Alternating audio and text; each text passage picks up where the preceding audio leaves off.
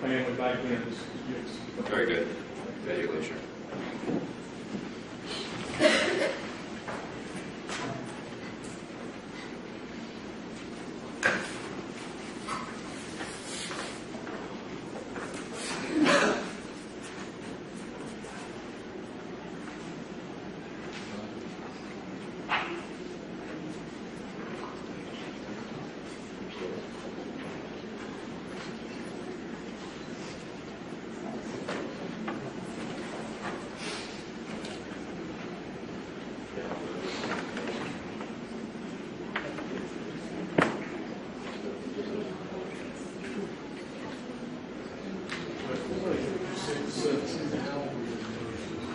I'll do motions. I'll let Mr. Gross go ahead and read previous motions and do for each file at this point, since they're seated. Okay.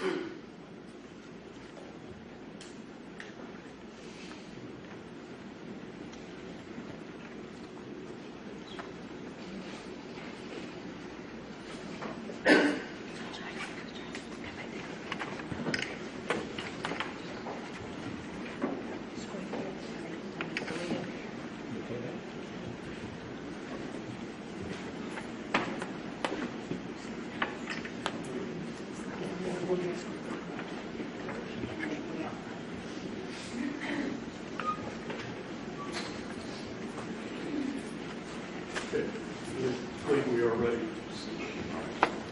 Your motion, Mr. Gross. Your Honor, the rule allows us 10 days from sentencing to make a new trial motion. And If you want 10 days, you may have it, sir. yes, there is something though that I think that I have to put on the record now by way of motion. It has just become right. If I don't put it on now, it might be waived. As Your Honor is aware, the state of South Carolina had served on Mr. Brown notice of intent to seek life imprisonment without the possibility of parole as a mandatory sentence pursuant to statute based on his prior record from when he was very young. And while I'm aware that our Supreme Court has found that to be constitutional on a number of occasions, there is one issue that they have not addressed. And it's an issue that has been brewing for over a decade in the United States Supreme Court. Of course, we have had a hearing pursuant to the line of cases involving Atkins versus Virginia and Hall versus Florida and our state case, Franklin v. Vineyard. And it has been determined that Benny Brown suffered from intellectual disabilities, or what's formerly known as mental retardation. There is an inherent link between the Atkins, Hall, and Franklin line of cases and a line of cases involving Roper versus Simmons, Graham versus Florida, Miller versus Alabama, and our state case, H.B. Byers. They both involve issues in the developmental period. The Roper, Graham, Miller, Aiken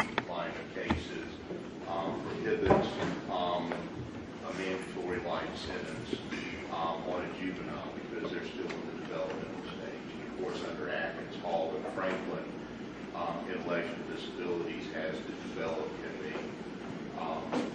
in the developmental stage.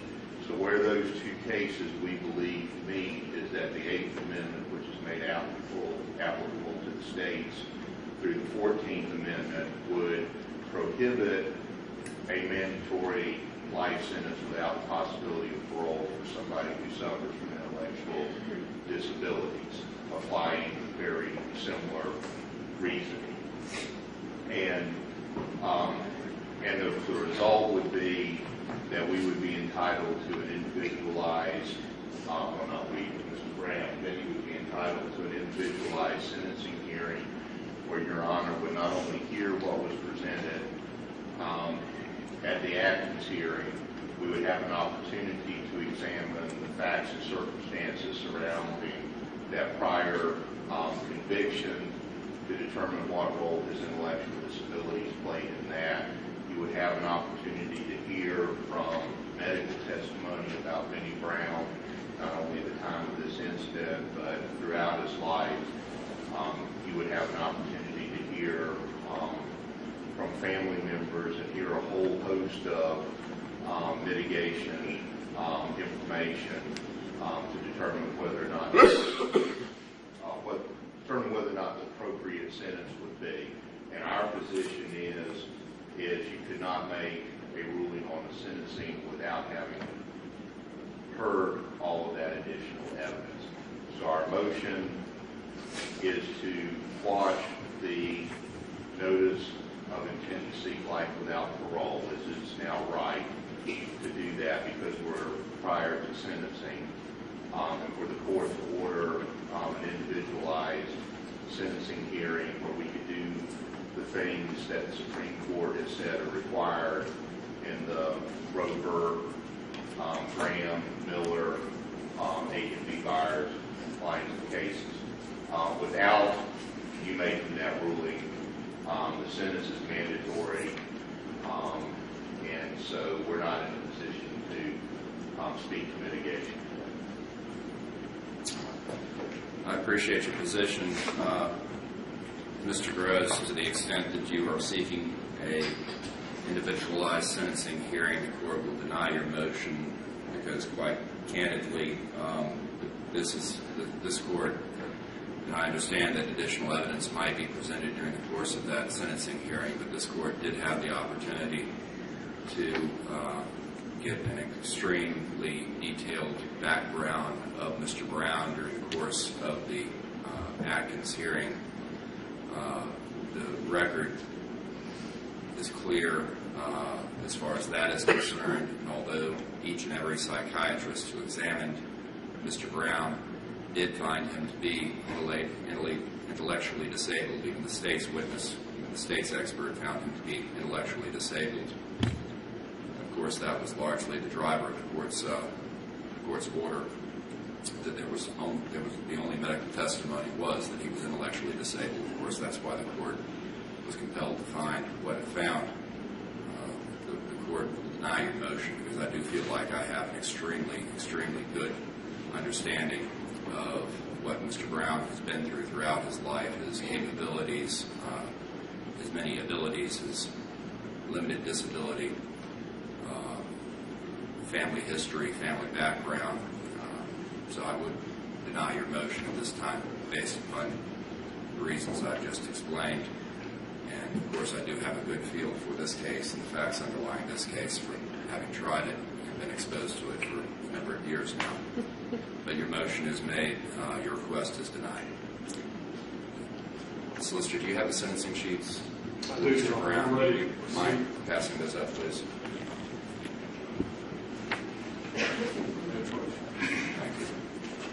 Just for the record, you did serve notice on the defense. This was acknowledged, I believe, both in Lexington and in Greenwood at the hearings that we had this month concerning Mr. Brown. You had provided timely notice to Mr. Brown and counsel that the state would be seeking life without the possibility of parole due to a prior conviction for a most serious offense. Is that correct? We did, Your Honor, and I have the certified copies of the indictments and sentencing sheets. 1990, August 3rd, 1990 conviction for burglary first degree would be a qualifying offense. If I can pass those on to you. Please. Mr. Brown was served with an LWOP notice during the last term of general sessions in Orange. I don't have the exact date written down now. Before Judge Popper was on the bench was going.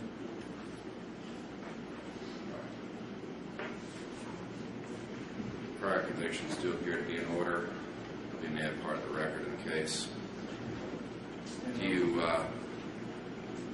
I am more than happy to hear from whomever you wish to have addressed me from the family.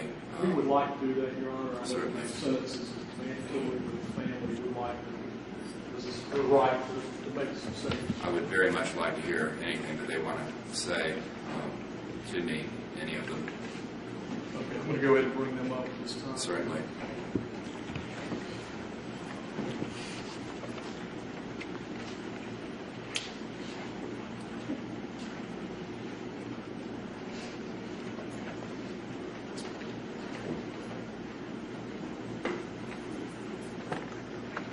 And Ms. Richards, a big advocate, I believe, is going to be reading a statement from Ms. Minnie, from her mother, but also members of the Rights family.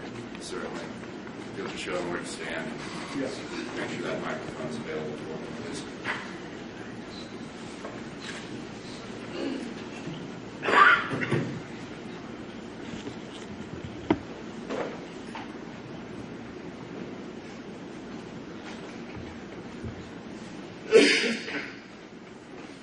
Your Honor, I'm just going to go first in order when the victims were killed in this case. Nicole Kingsborough had 3 children by the defendant. Ben Kell was 21, Kiva's 17, right? 17 now, and a younger sister named Desire, who is now 8 years old. 3 children. Miss Minnie Kingsborough, Peach's mother, is here in the courtroom. She has written a statement that Ms. Richards is going to read, but if we could do that, handle those first. So this will be the statement of Ms. Minnie Kingsborough. You're fine right there. Even though this trial will bring some closure, justice will never be served. Why? Because he, Benny Brown, took the life of a mother, a daughter, a niece, cousin, family member in general. How could a person be so heartless to take the life of someone he claimed to love? How could he hurt and betray his own kids who admired and looked up to him despite all the domestic violence situations that they may have witnessed over the years? It's going on 5 years since this tragic nightmare occurred, and the family is still lost, hurt, and confused. Never in a million years would we have thought our family would encounter a tragic loss like this. This is usually something that is seen on the news or read about in newspapers, but never would we have thought our family would be the victim to such a crime due to an individual's selfish and irrational decisions. Nicole was such a good person, a person that will go out of her way to help anyone. We all loved her, but don't think anyone could top the love that her kids had for her. Since this incident, these kids have been lost without their mother. Never did they imagine losing their mother so soon by the hands of someone they loved and trusted because he was their father. Desire was just 3 at that time. She was always with her mother, and she didn't understand at the time what was going on. But now that she's older, there are so many questions that will never be answered. Ben Kell has autism and can't speak, but he was also with his mother all the time. After the incident happened, he would stand in the door every morning and wait for his mother because she worked 3rd shift and would pick him up in the morning. But when he realized that she wasn't coming back, he started to be aggressive and angry. Rakivas understood at the time and is still angry about everything. Nicole was the only child Minnie had, and since the incident, Minnie has encountered many complications with her health. She says there's a hole is placed in her heart that can never be filled. Our family's lives will be scorned forever.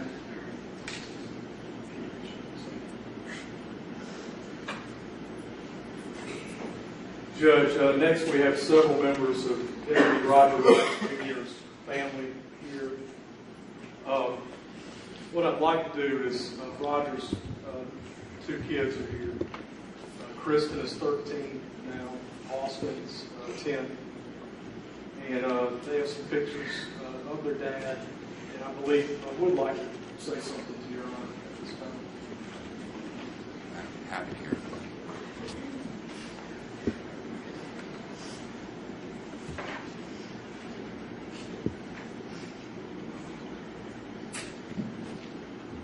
Hello, I'm Austin Rice.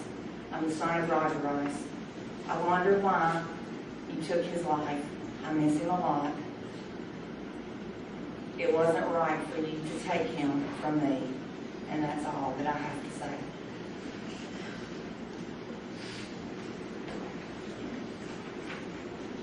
So Austin, this is Kristen.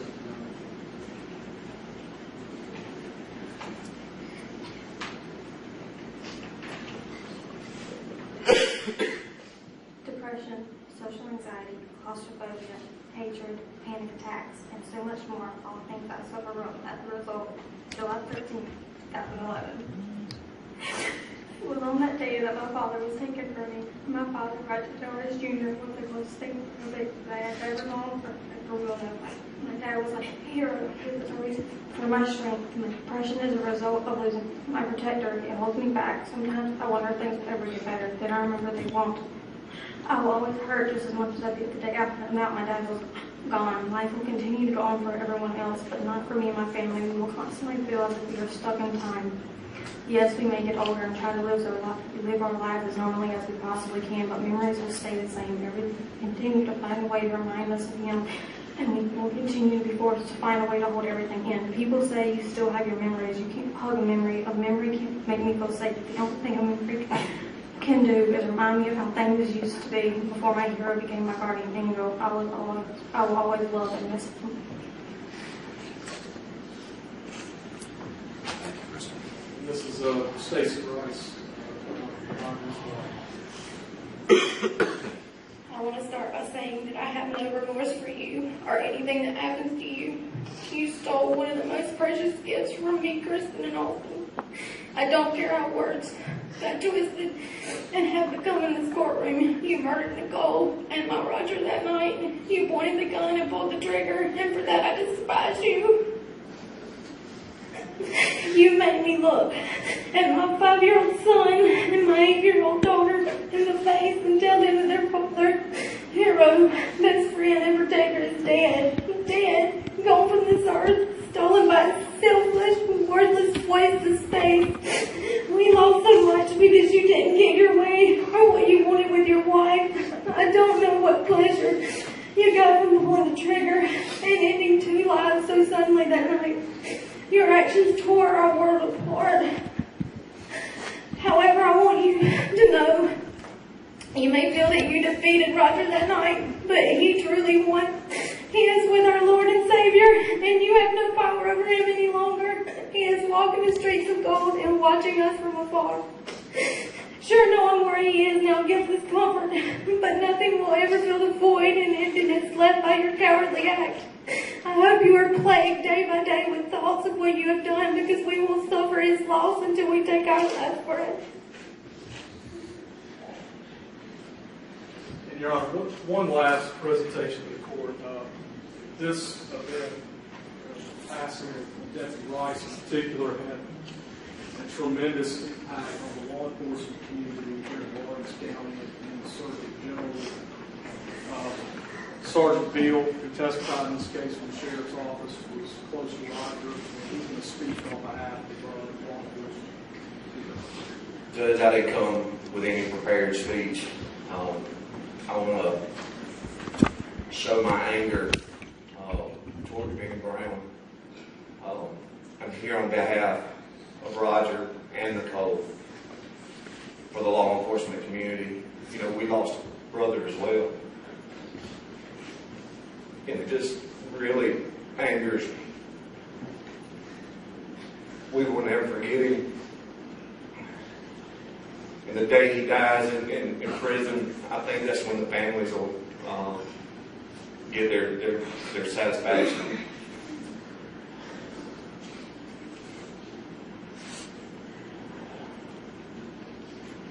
Rest in peace, 243. Good luck. Your Honor, obviously, that impact is felt. In fact, a lot of the guys that testified in this case go out and strap on a gun and badge every day to protect us. So we are glad on behalf of the community and the law enforcement community that there's resolution. Thank you.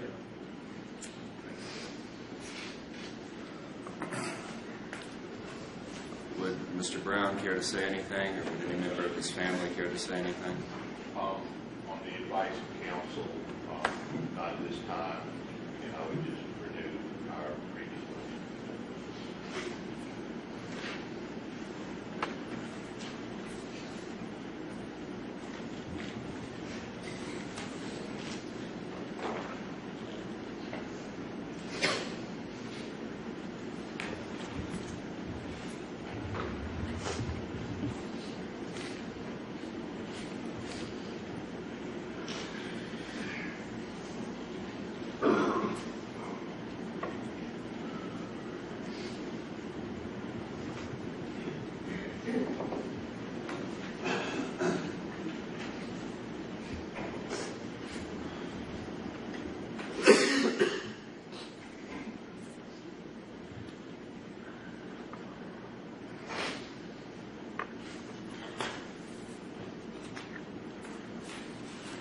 Your Honor, I didn't mention, this was a regular names. Obviously, Roger Rice Sr. and Miss Deborah Rice, Roger's parents who were up here with their grandchildren and daughter-in-law, have been here through the duration of this case. I know they didn't want to address you already today. I do want to point out their presence and this love and dedication for their son out. And I appreciate that, and I remember y'all being here throughout every aspect of this case, and the love that you had for your son, that has not gone unnoticed by the court, sir.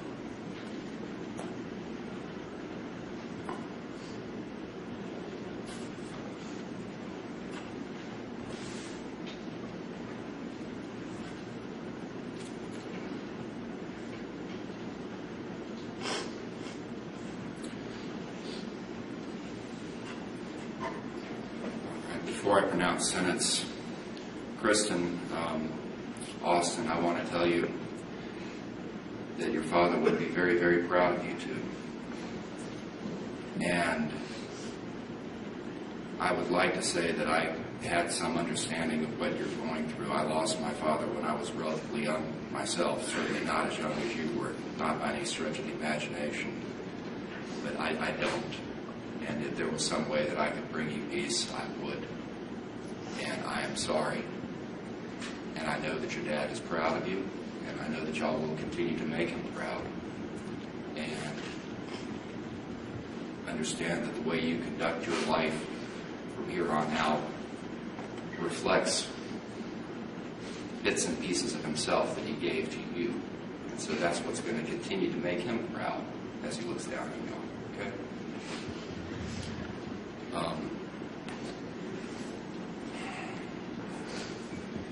We call deputies peace officers for a reason.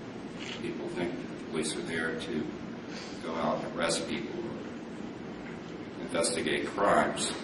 But the truth of the matter is that, first and foremost, Roger Rice and the rest of the people who wear a badge, they are peace officers. Their first obligation is to keep the peace. And Solicitor, you are correct that Deputy Rice that evening gave his full measure of devotion in an effort to keep the peace.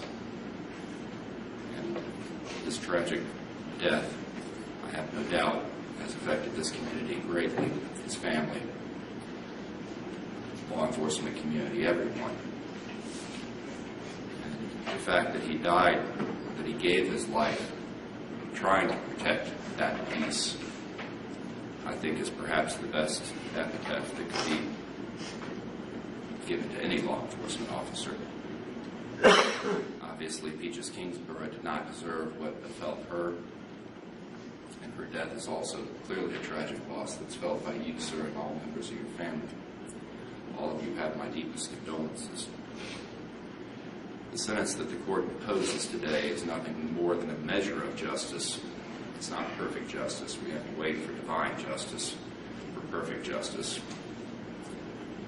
And perhaps when Mr. Brown is called to answer for these offenses at some later point in time, perhaps at that point in time, a greater expression of regret would be demonstrated. Perhaps. Mr. Brown, it is the great pleasure of this court, sir, on indictments 11-15-24 and 11-16-92, to commit you to the Department of Corrections for the rest of your natural life. This would be the sentence of the court, Mr. Brown, for the heinousness of these offenses, even if you had not committed that earlier burglary.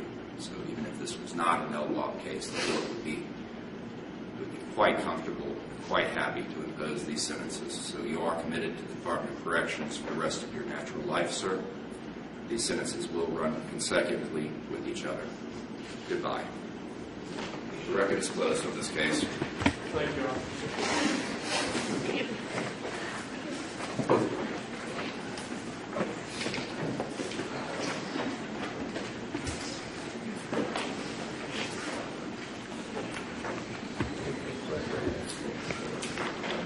Solicitor, I would ask that if we could, I would like for the jury to be able to leave first.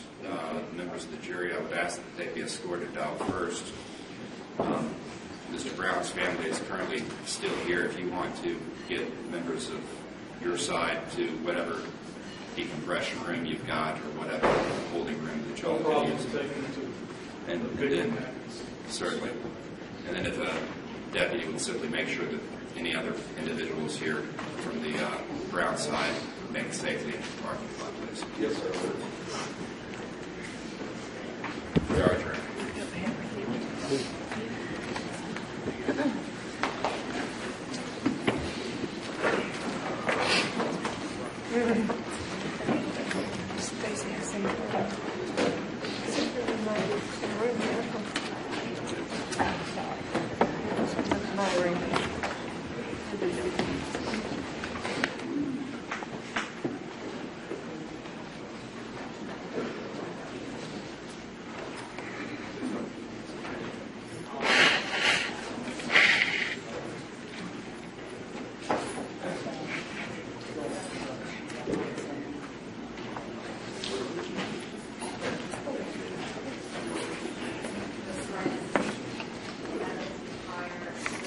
I'm coming back in here to get on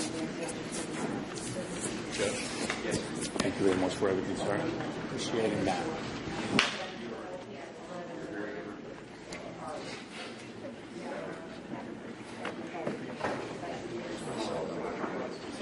Feel free to come to my court anytime. Thank you. Appreciate that, okay? Thank you.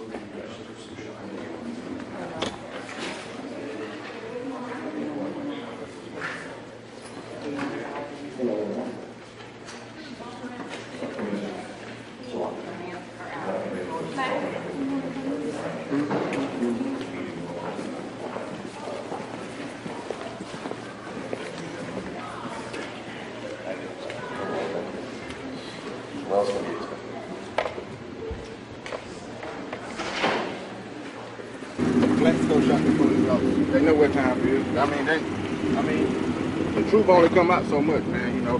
But down here in Lawrence County, you'll never get a fair trial. But what about the result of the court in reference to the way they handle things, the investigation and all of that? What do you think? They didn't have no investigation. They didn't do all the investigation they did.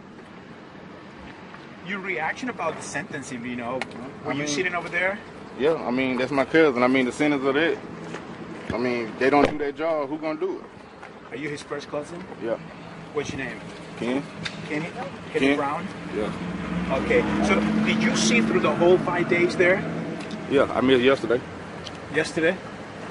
What were you hoping of the sentences today? You think he was not going to get life in prison?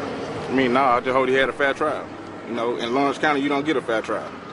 And you got one person trying to protect the family and the next person don't, you know. I mean, what can you say? I mean, I hate it for, you know, the right side of the family. You know, don't nobody wish death upon nobody.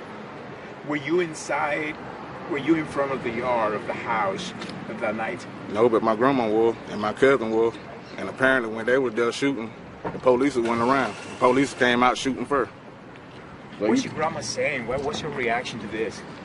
I don't know. They're still in there. Okay. Thanks for talking to me, all right? All right. Sorry about that.